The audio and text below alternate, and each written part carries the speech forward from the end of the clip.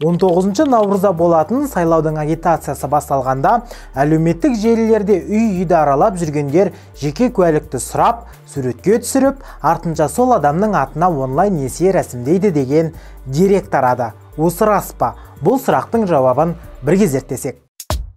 Ақшаң болса қалтаңда, қалтаңда да қалтаңда.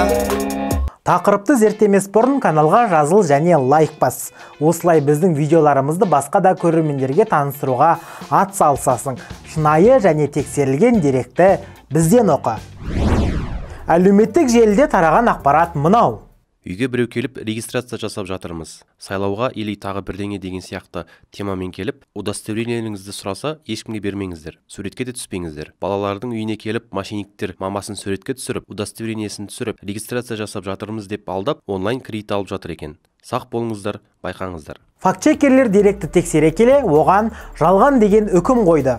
Себебі біріншіден агитацияда партиялар не үміткерлердің өкілдері ешкімнің рұқсатынсыз жеке куәлікті алып тіркемейді. Екіншіден, несиені алар тұста тек жеке куәлік арқылы алуы екіталай. Өйткені несиені рәсімдегенде адамның бет пішіні SMS хабарлама арқылы мақұлдау қажет. Үшіншіден, сіздің үйіңізге барып, ешкімнің рұқсатынсыз суретке түсіре алмайды. Азаматтық кодекстің өз бейнесіне құқық туралы 145-ші бабына қандай да бір адамның бейнесін оның келісімінсіз түсіруге болмайтындығы жазылған. Алаяқтардан қалай сақтануға болады?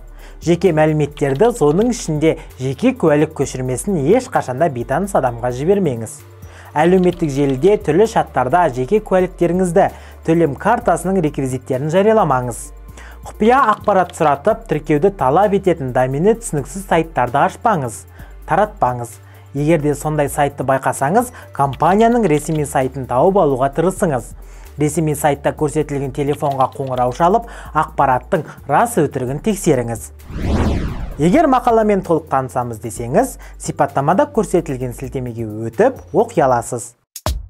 Ақшаң болса қалтаңда, қалтаңда да қалтаңда.